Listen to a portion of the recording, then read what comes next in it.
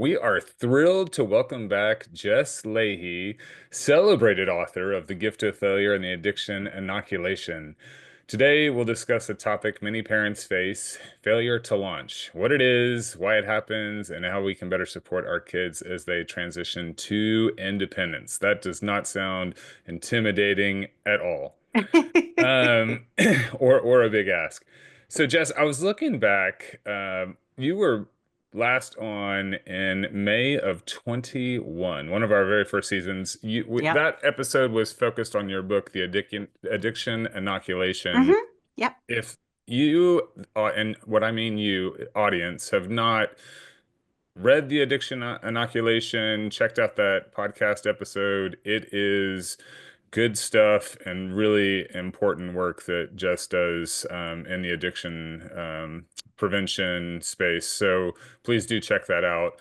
She's got another fantastic book called The Gift of Failure. So we wanted to talk about that today. But hey, Jess, since it's been 4 years plus years, can you tell us a hmm little bit, and maybe remind the audience, who is Jess Lahey and what is she all about?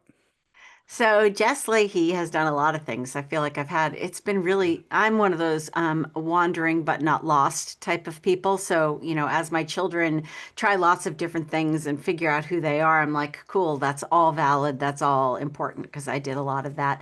Have a past life in juvenile law, have a past life. I was a teacher for 20 years in every grade from 6th through 12th.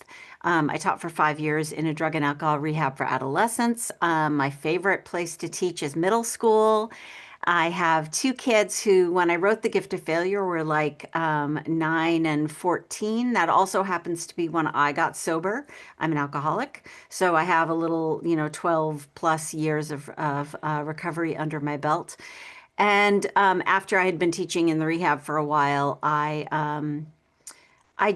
was thinking a lot about my kids and a lot about these kids in the classroom and how, given that my kids have a genetic predisposition for substance use disorder, and given that these kids are sitting here in this rehab classroom, what could we have done as educators? And what could I do from a parenting perspective for my own kids? And, this is a bit of a departure for me. I was an education journalist for a long time, had a column at the New York Times called the Parent Teacher Conference. And I still love talking about education and more than even that, I love talking about learning and the brain. And by the way, education, learning, teaching, learning, all very separate topics. But it all comes back to the same stuff, which is the adolescent brain is this incredible, amazing, powerful place that's changing at an extraordinary rate and to a degree that it's just, I geek out over it all the time. I love talking about it. And now I get to work at sort of the confluence of education, parenting, learning, substance use prevention. And I have to, try to figure out how to get people to listen about substance use prevention because it can be scary for a lot of people. And it's normalized in our society, I think, Yeah. for what I'm seeing Yeah. in the younger generation too. Yeah, a lot of parents are like, well, why would I do that? Because first of all, yesterday I spoke at a conference for statewide for the state of Vermont with substance use prevention providers, and a lot of people were like, look, the parents just say, look, kids are going to drink anyway. Why do I even bother to. And the number one, that's not the reality. When we look at the rates of alcohol consumption among kids, they've been falling for like 10 years. It shifts around a little, but it's basically been falling for 10 years. And and parents who have a consistent and clear message of no, not until your brain's done developing, which isn't until the early to mid 20s, or at the very least have the message of delay, delay, delay, because adolescent use is not the same thing as adult use. It's much more dangerous in this very plastic changing brain. And here, let me give you all of this information to help you make better decisions. Um, we know that that consistent and clear message results in kids with far lower levels of substance use and therefore substance use disorder over their lifetime. Just since we spoke with you last, what's been the main focus? What have you been focusing on most? Where's your interest lie at this point?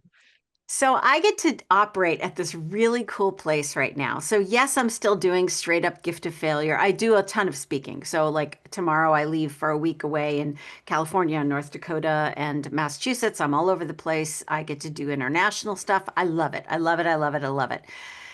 So I'd still do a lot of straight up gift to failure stuff where I talk about engagement and motivation and learning and how to get kids more engaged in their life and their school and their practice and all that stuff for the sake of the thing itself rather than because we're, trying to force them to do it or that we're tempting them with carrots and sticks.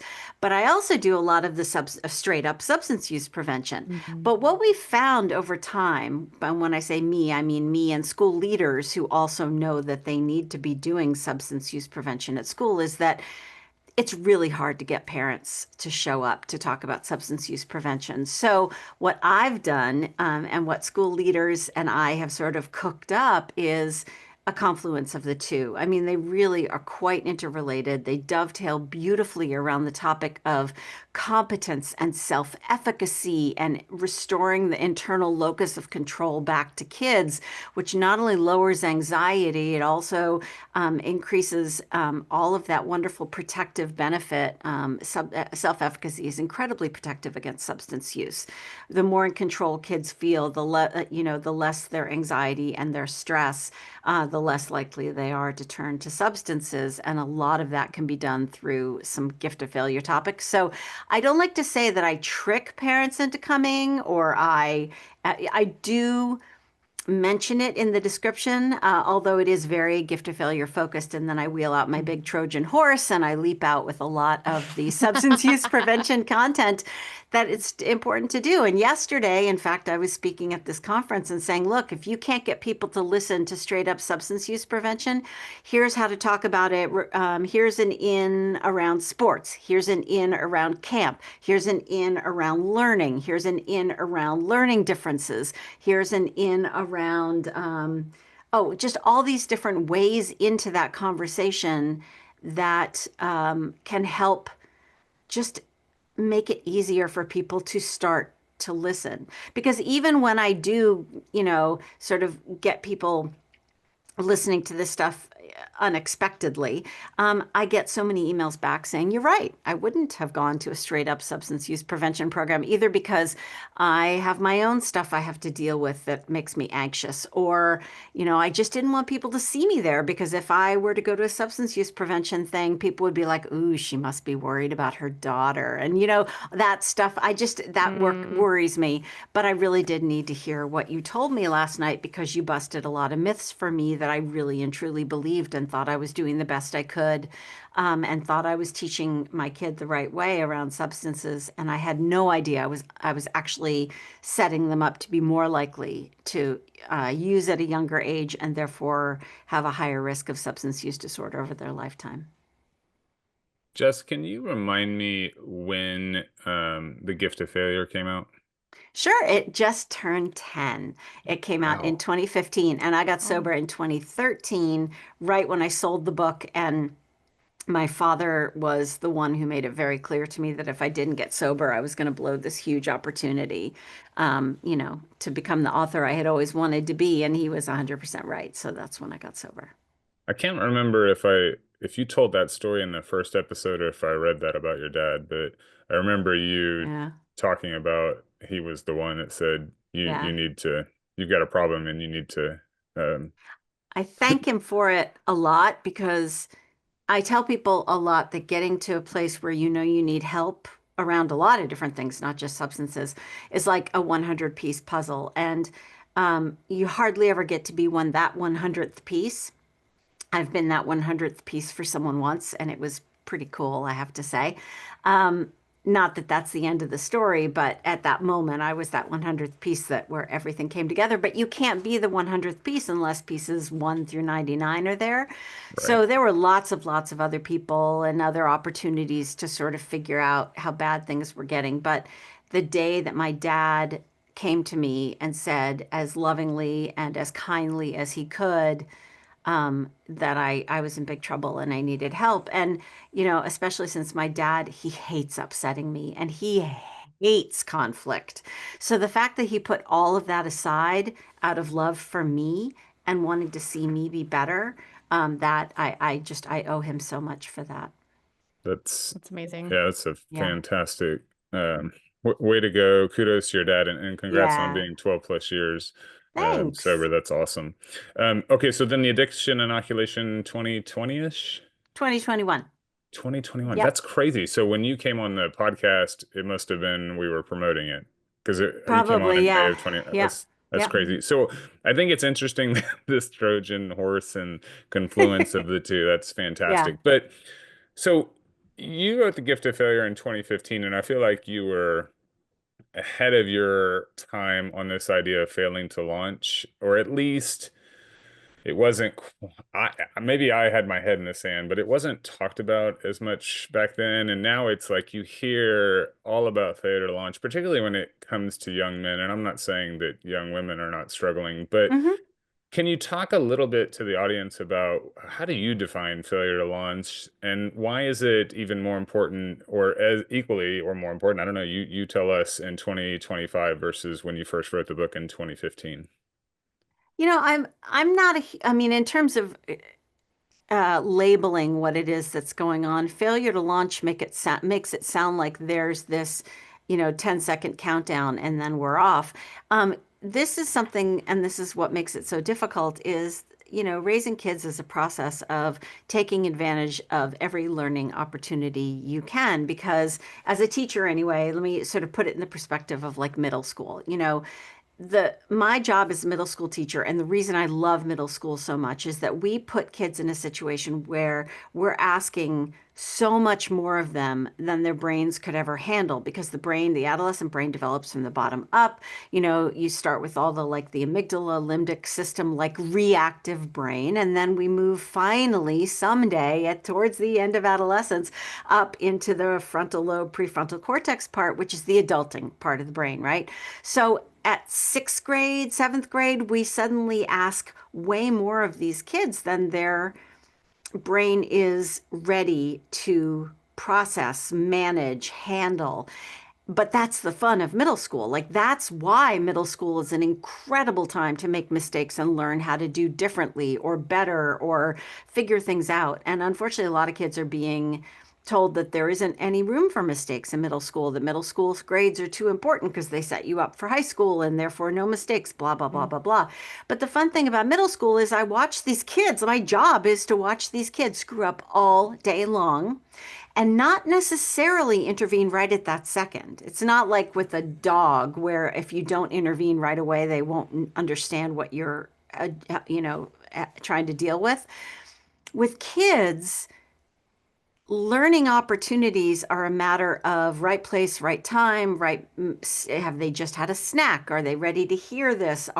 Did their guinea pig die last night? I mean, the whole idea of being a middle school well, being a teacher in general is understanding that the fastest way to short circuit learning is to introduce stress. So if there's something really important I want a kid to learn, then I need to find my moment. And what was happening is a lot of these moments were being obliterated, erased, or, planned for so well they never occurred that, all these moments I was sort of keeping little post-it notes, figurative post-it notes in my head all the time about when to talk to that kid about that thing.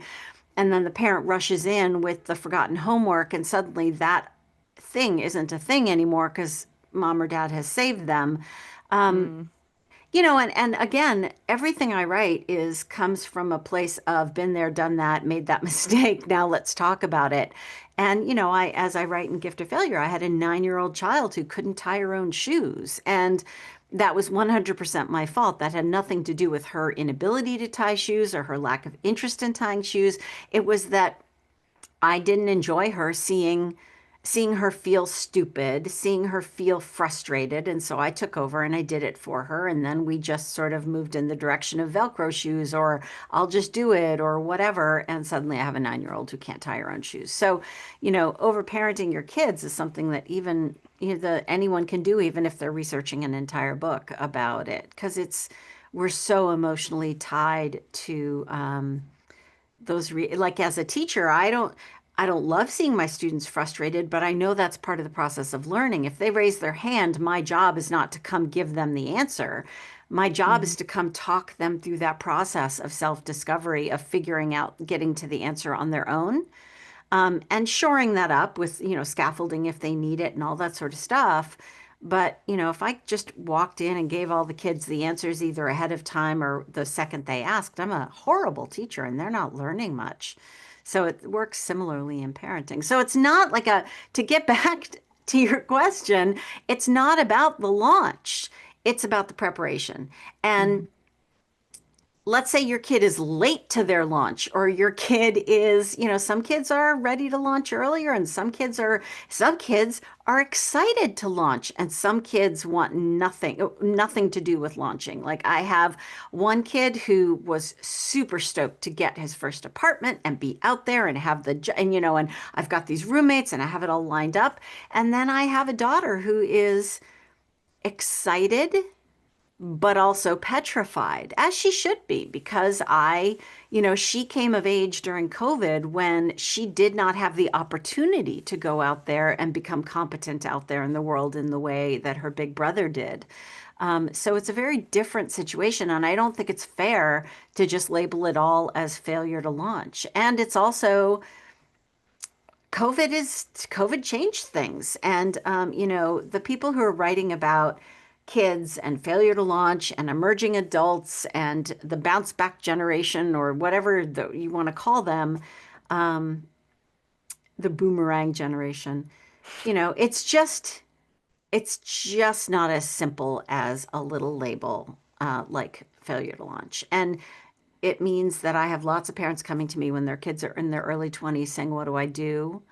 I have a kid who's not interested in having a job, not interested in learning how to become an adult because it just is too frightening. And then I have lots of people who are realizing, that their kid at 9, that they've been doing too much for their kid at 9. And I would love if everyone thought of it earlier and took all those opportunities earlier, but that's just not the case all the time. So we're dealing with a lot of really specific situations, economic situation that is not, it's hard right now to get out there. And especially when it comes to, it used to be that if you had a college degree, you go out there and it's like, great, jobs galore. And that is just not the case anymore. And we see that dynamic a lot of the overparenting. And so Hmm. in our Yeah. practice, we talk a lot about never do for a child what they can do for themselves. But we do see the parent trying to relieve their own anxiety and inability to watch their child struggle through something to get that skill. Yeah. I think the hold on, except that instead of don't do for your kid what they could do for themselves, that's great. And I love that as a mental space. I am a huge fan of, do I want my kid to do it perfectly this time, or AKA the way I want them to do it this time, or do I want them to be able to do it themselves next time? And as my husband is a physician, we also try to stick by the watch one, do one, teach one method, which is what they Mm. do in residency. Watch one person do a procedure, then you get to try it, and then you teach it to someone else because you don't truly understand things often until you've actually taught someone else how to do it. And I really like that as well, because if we're scaffolding, if we're letting kids watch us do it, and then we sort of scaffold them, it lowers the anxiety a little bit and it allows us to sort of help them figure out, different ways to do it, not necessarily just the way that we would do it. You I mentioned think motivation. Yeah. What do you feel like motivates kids the most? Because we get that question all the time. I can't figure out what motivates my child. Hmm. Watch your kid do Watch your kid play. Watch your kid do the thing that really floats their boat. And yeah, sometimes that's going to be gaming, and that's an easy answer. Games or electronics, digital gaming is set up to it hijacks, various neurotransmitter cycles in such a way, dopamine cycle. Read Anna Lemke's book, Dopamine Nation, if you want to fully understand that.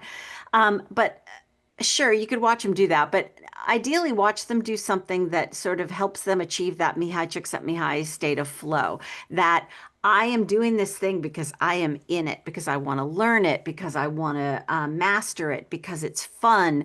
For me, that's writing, that's cross-country skiing, skate skiing. I like things that are just the right level of difficulty, not too easy, not too hard.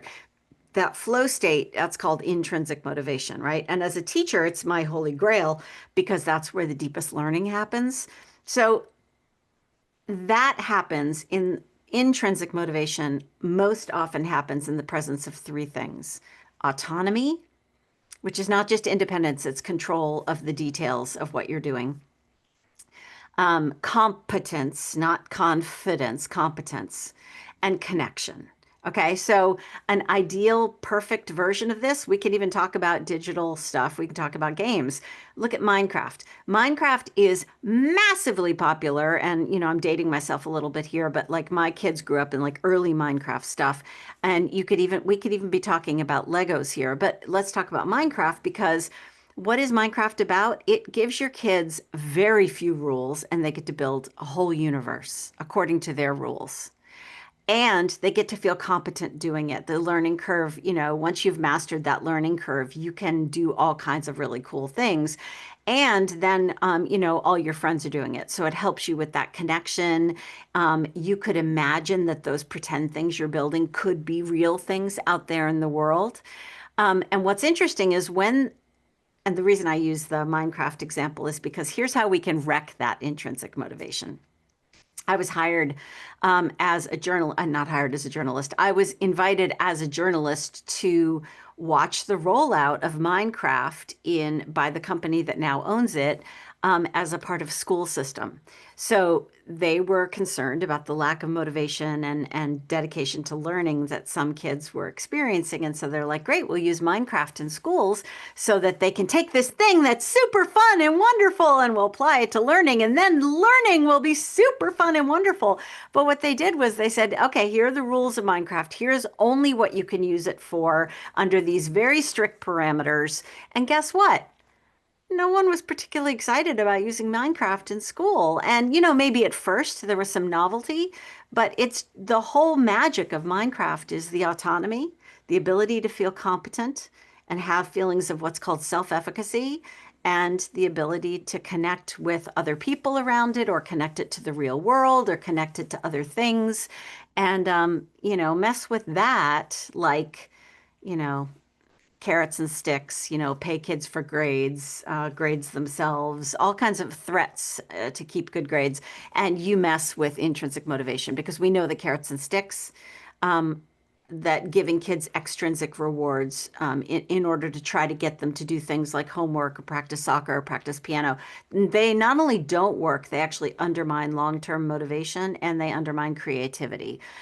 So I say it pretty bluntly in The Gift of Failure, if you want your kid not want to learn math, pay them for their math grades. It's really quite simple. And that's not me. That's not my research. That's Edward Dece's research. You can read about it in Why We Do What We Do, The Science of Human Motivation. So Jesse's talked about anxiety and parenting, and so it's a lot of parents are anxious about kids adhering to the rules and Hmm. showing respect. Those are common Hmm. things that Of we see in course. adolescence. And as a part of that, as a parent, how do you kind of help parents understand just the ability to sit back and let children do what you're talking about, which is go through the process, have an experience, it not go well, and then learn from it while they get dysregulated and disrespectful, or while they get dysregulated and shut down. I'm curious to hear you Yeah. talk about that. I had the opportunity to write this piece for an essay collection about stuff I've learned with age and experience as a teacher. And when I taught in the rehab, a lot of these kids were kids that had lost faith, respect, trust in adults. A lot of adults had let them down. Either they'd been abused, they'd been neglected, they'd been abandoned. There had been no follow through from a lot of the adults in their lives. And so I'm just, as far as they're concerned, another adult who's going to fulfill that prophecy, that legacy, that all other adults have.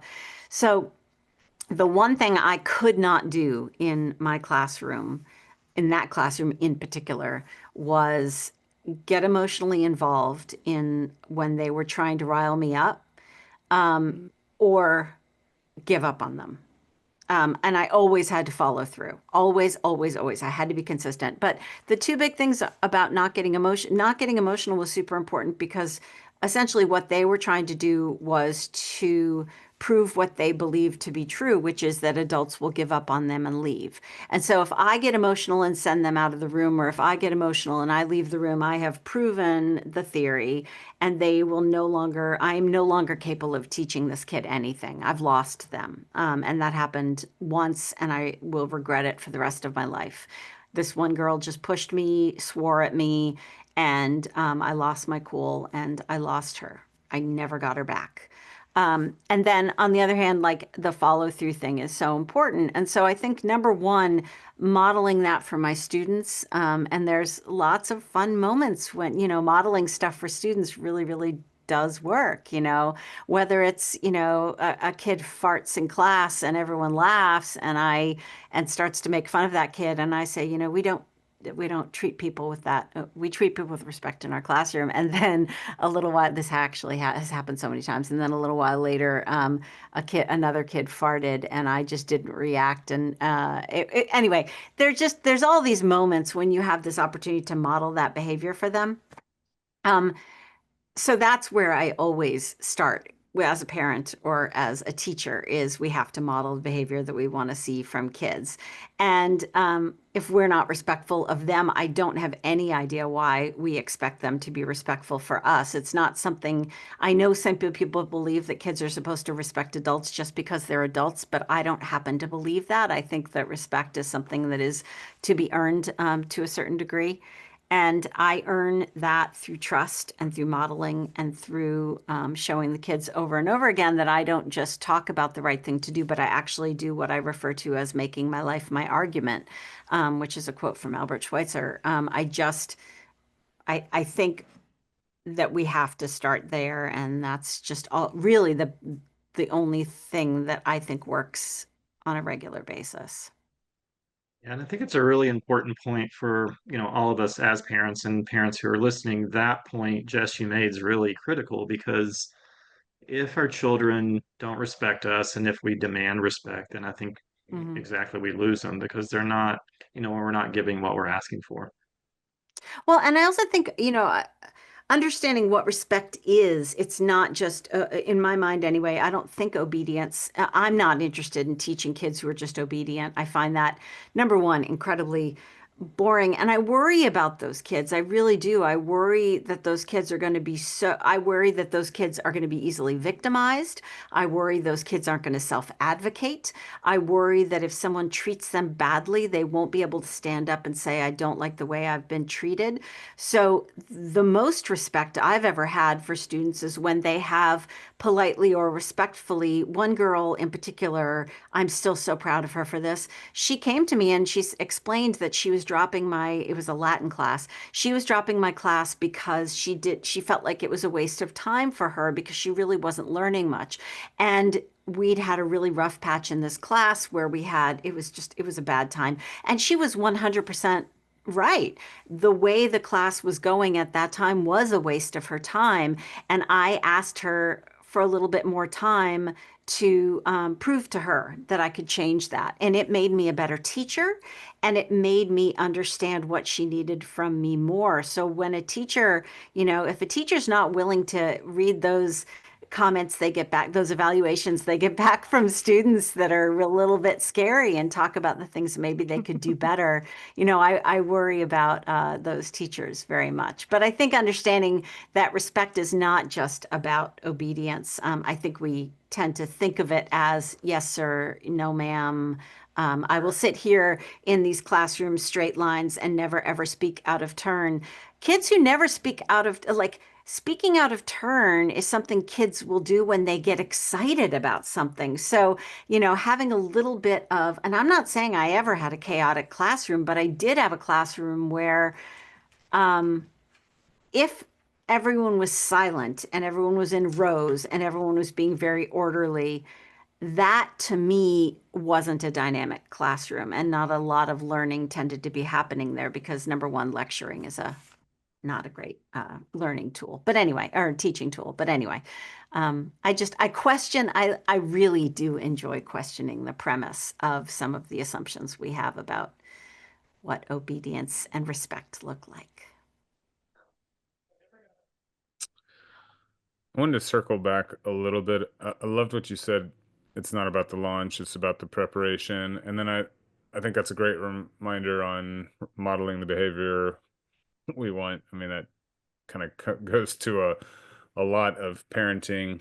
Um, and then also, I think, I don't know who said it, you'll know better than me, but like when you don't model the behavior you want and you lose your stuff, go back and Hmm. repair the relationship, own it. Like, so we all make mistakes, right? And our kids need to see us make Hmm. mistakes as well. Are there, Yeah. if I'm a parent listening and I'm thinking about trying to strike a balance between supporting my kid and giving them space to grow, do you have some practical tips or thoughts on Hmm. where to find that happy medium or balance? Yeah, and actually, I want to go back and loop in what you just said to what you just asked, which is one of, so yesterday when I was speaking at this conference, this parent came up to me and was asking about helping her kids put their devices down more and have some limits around screen time. And she said, but I have to tell you, I have a lot of trouble with that. And I get what you're saying about modeling. So how do I, I'm not really asking about my children, I suppose. I suppose I'm asking about me. How do I put my phone down? And another time, this one parent asked me, she said, how can I get my kids to read for fun? Can you, and what she really asked me for was a list of really challenging books that her kids would want to read for fun because they don't read for fun. And I was like, well, A, that's a magic list. And B, I can I ask you if you read for fun? Like, do they see you read for fun? And that parent was like, "Oh, I have a really busy job, and occasionally I'll read on my iPad, but can't really see what I'm doing." Blah blah blah blah blah.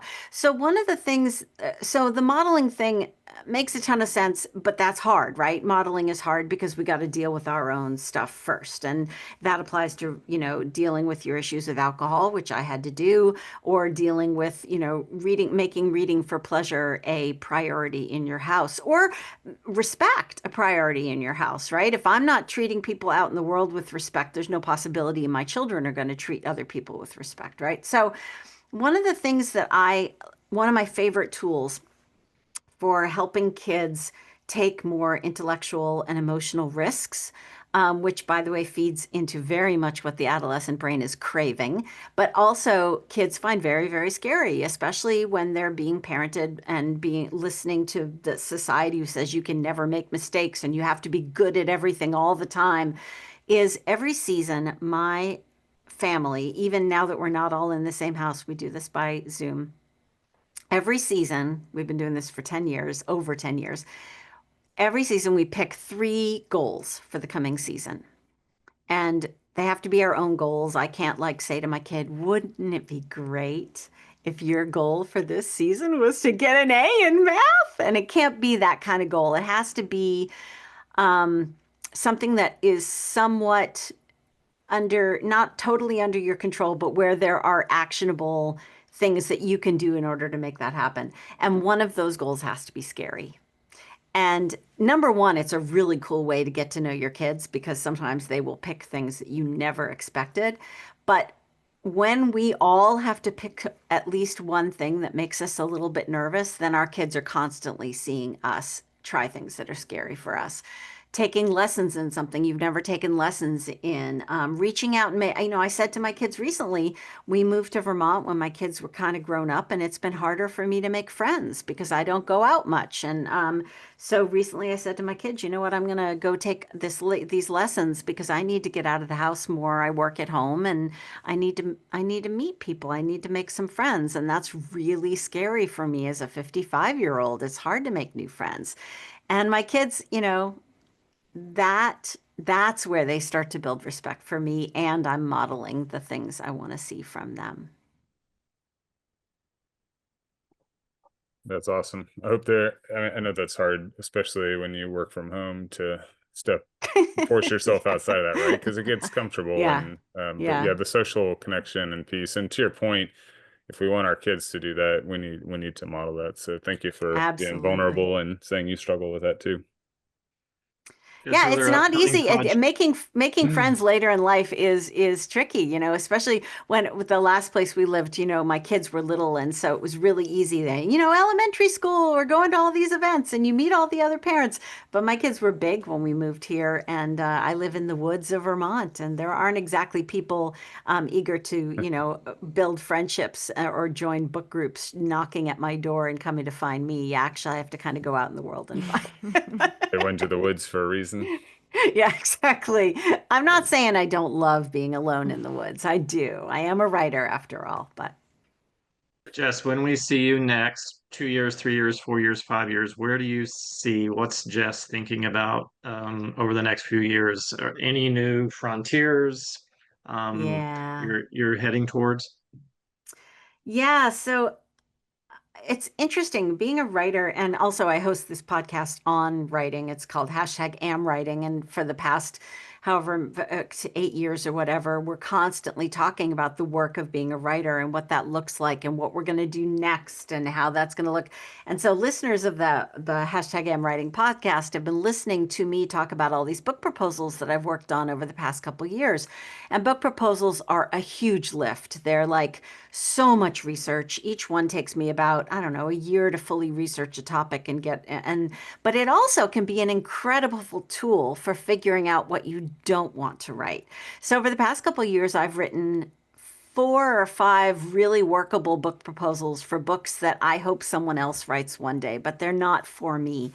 And then, the past couple of years, I have found it more and more of a challenge to find hope and wonder and faith in other people and it's just COVID and what's gone on politically has been really, really challenging, and stuff that's gone on within my family that I don't talk about a lot, but I have a trans kid. And anyway, it's just a lot of stuff that's been really tough. And so I've been focusing more on the things that bring me hope and wonder and joy. And this past year, I became a master gardener, which was a huge bucket list item for me. I became a beekeeper. If you were to look at the books I'm reading right now, they are almost all about optimism, joy, hope, finding faith in other people, altruism.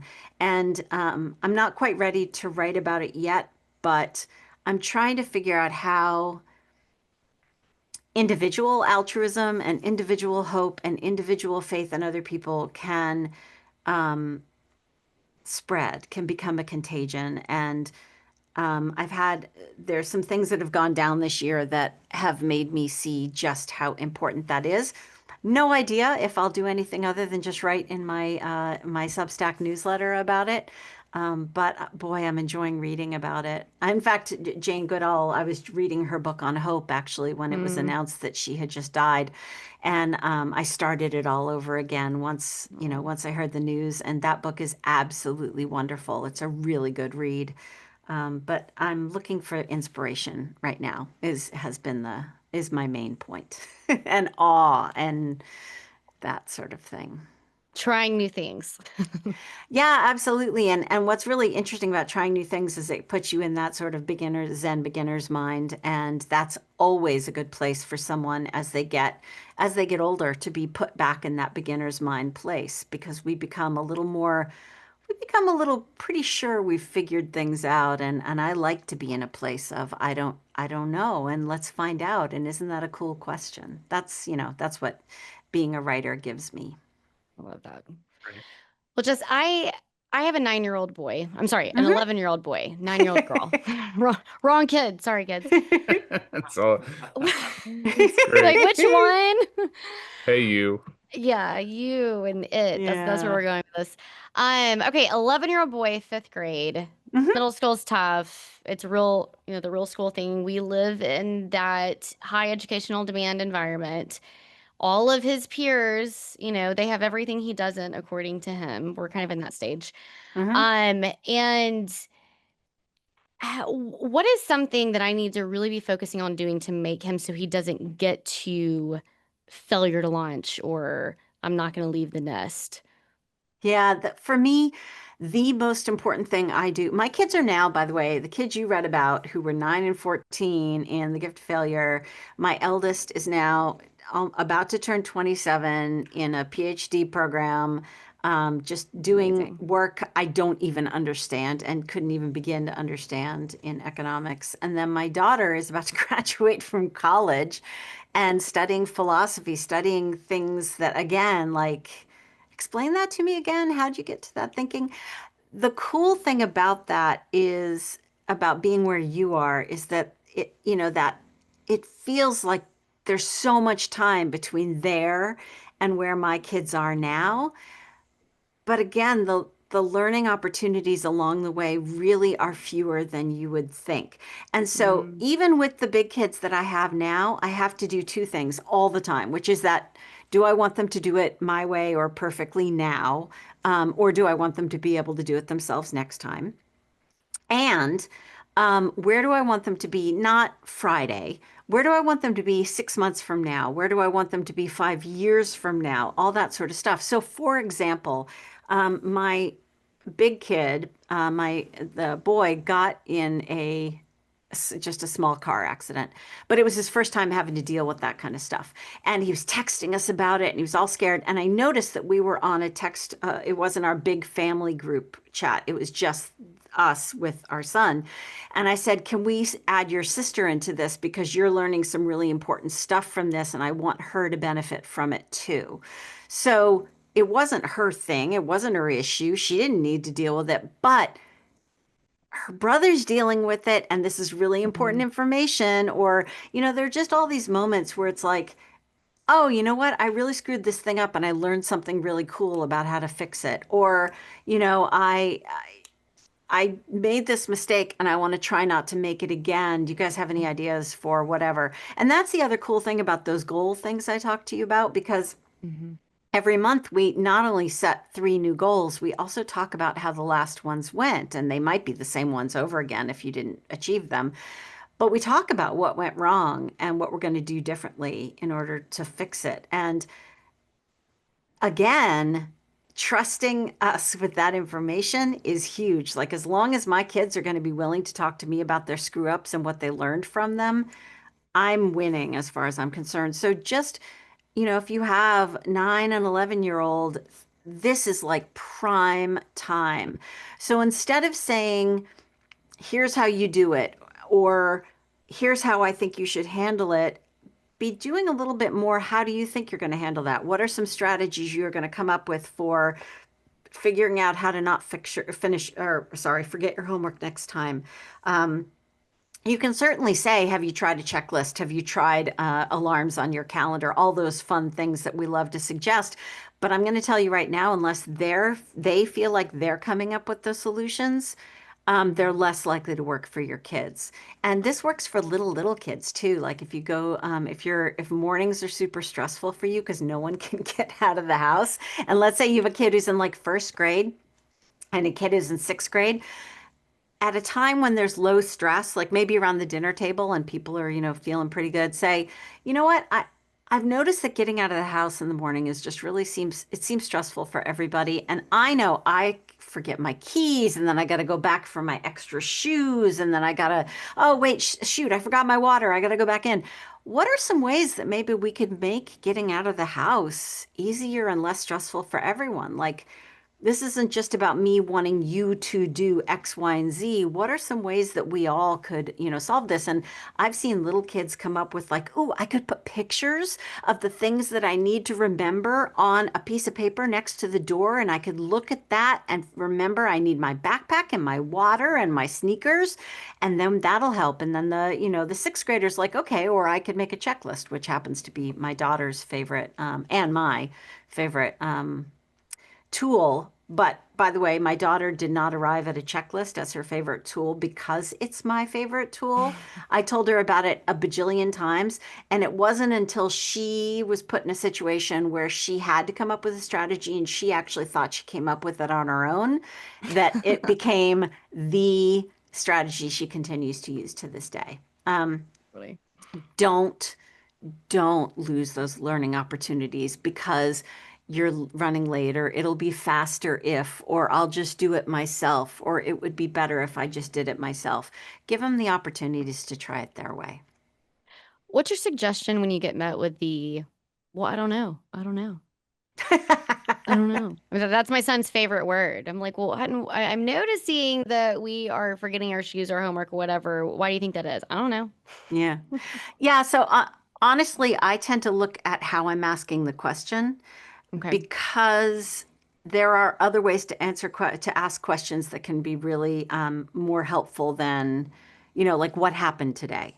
And there are things that I used to do as a teacher to make that easier for parents. Like I would send the parents once we could send them a little list of some of the things we covered on the sly, so that they would there so that parents could be like, I heard you learned about this really cool idea, and could you tell me about that? But keep in mind that I don't know is an indicator of tuning you out. So if you can stir things up from a conversational sense, like if you can just stop using the same exact language patterns that you tend to use, it can sometimes just shock them out of that. Um, there are also some really, really fantastic books. There's a book by Ned Johnson and Bill Stixrud called How to Say or What to Say. And then, and it's about communicating with kids. And of course, there's always the book, How to Talk So Kids Will Listen. That's another really helpful one. Um, Mm-hmm. think, and I'm not saying, it's sounding a lot like I'm saying nothing is ever kids' faults. It's all our fault, and we need to like look at how we're handling it or how teachers are handling it. But at the same time, if something is not working, why not use different? There's an example, actually, my very, very favorite thing we ever did to get conversations started with our kids is in a chapter in the addiction inoculation, and it's an essay at the Washington Post. My kids love the YouTube show Hot Ones, or used to anyway, when it first came out. The shtick is on that show that the host feeds their guests increasingly hot chicken wings, or seitan wings, 10 of them, 10 questions, 10 wings, 10 questions, right? And so since they like that show and we used to watch it as a family while I was cooking dinner, I ordered the sauces, and it was a surprise. And my husband and I came up for one question for each kid per wing. But they were questions not meant to pry, but meant to understand our kids better.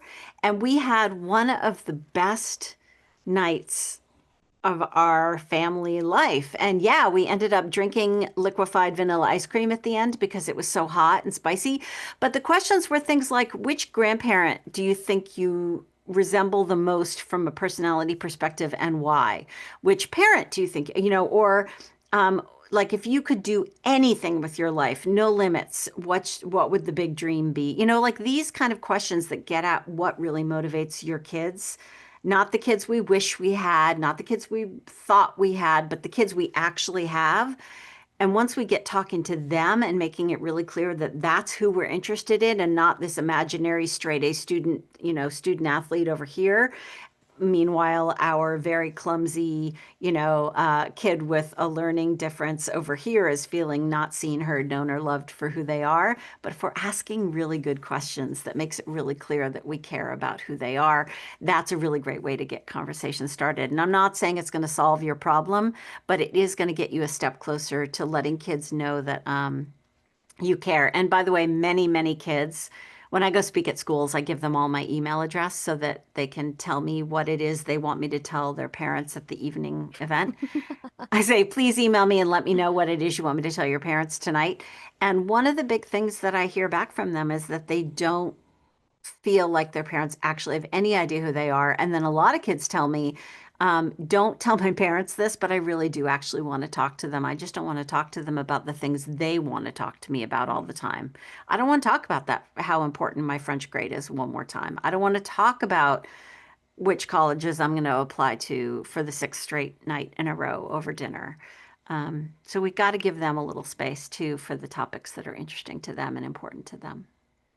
I feel like That's my good. kids listen the best when I tell them about my screw up the day and I have a daily screw up. Yes. And so they really Yeah, enjoy that's such an, laughing at I me. mean, The idea that we would keep our screw ups secret from our kids, like we're trying to preserve some myth, some like illusion that we're perfect, they know we're not. They know we're not. And so if we were to say to them, you know what, I screwed up today at work, I hit reply all instead of reply on this email, and now all these people are pissed at me, and I just need to figure out, is there like some way you can remind yourself to not do that? And I'm going to guarantee you they're going to laugh, they're going to think it's funny, but they're going to want to help you. I give them a lot of fodder, so it's good. You only have one. You only have one per day, Matthew? Yeah, that's the point, right? Okay, excellent. Well, I was talking to my kids about writing a book, and I was going to title it like all the mistakes I've made, and then have them Mm. co-author with me because they'd be like, well, let me tell you the ones you've forgotten about. Yeah. Uh, Jess, this has been a fantastic conversation. I can't believe how time has flown. I was going to ask you for two or three takeaways, pieces of encouragement, etc. I think if Mhm. the listeners rewind the last couple of minutes, the advice that you gave in response to Eve's question about her, uh, either the Yeah. 9 or 11-year-old, depending on who we're And talking about. remember, I have to reframe my thinking all the time. When my daughter is having some freak out about, like, she had a problem with the car recently, and my very first instinct, if I'm going to be completely honest, was to get in my car and drive 2.5 hours to help her with something that someone 20 minutes from her could help her figure out. But I was so freaked out that she was so freaked out and anxious that I thought the only way to manage this would be to drive for 2.5 hours and manage it for her. And thank goodness I didn't do that, because the sense of accomplishment that she felt after she figured it out, that's why self-efficacy is so incredibly powerful as a prevention against substance use. Because when we achieve something like that, when we get something done that we didn't think we could do, or we struggle with something and we achieve mastery or competence or whatever, we get a hit of dopamine in our brain, Yeah, and lots of other things as well, but dopamine being sort of one of the big stars of the show. And that's especially what adolescent brains need and crave, is that dopamine hit resulting from a feeling of mastery. that's another great piece of advice. Thank you. Is there anything that we haven't talked about, any takeaway or piece of encouragement that you want to leave the listeners with? Because again, the last few minutes, I feel like you did that without even trying. And hey, Jess, can I just say, like, Yeah. Matthew asking you about your new projects and you talking about hope, wonder, joy, optimism, joy, altruism. I think you doing the speaking work you're doing, being on podcasts like ours, you are all those things. So It's very sweet. yeah, just appreciate what you're doing, and look forward to what your next chapter is too. So, Thank you. sorry if y'all can hear the dog barking in the background. That's fantastic. Anything you want to You need squirrel leave the audience protection. with?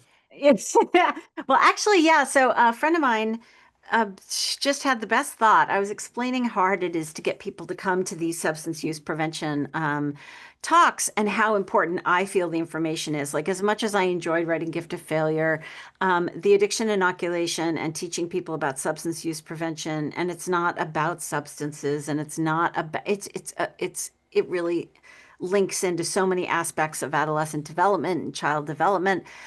So she said, well, you don't mind making videos, so why don't you start making short videos teaching people from in the privacy of their home about the own home about that stuff. So I started making 90-second videos, because that's the length of an Instagram reel, 90-second videos about various aspects of gift of failure, addiction inoculation, and then answering questions that I get from students when I visit schools. And there are 350-ish videos. If you go to jessicalahey.com under videos, there's 3 categories for all those 3 things I just told you about, and they're all indexed by topic. Again, 90 seconds long. We can handle anything for 90 seconds. And everything's there. So, it's digestible. And like I said, I don't care how the information gets out as long as it gets out, because we're doing a lot of things wrong when it comes to substance use prevention. And we know that evidence-based prevention works. It's why one of the big reasons that substance use in kids has been falling for 10 years. Unfortunately, it's going up in emerging adults, but that's a whole other show.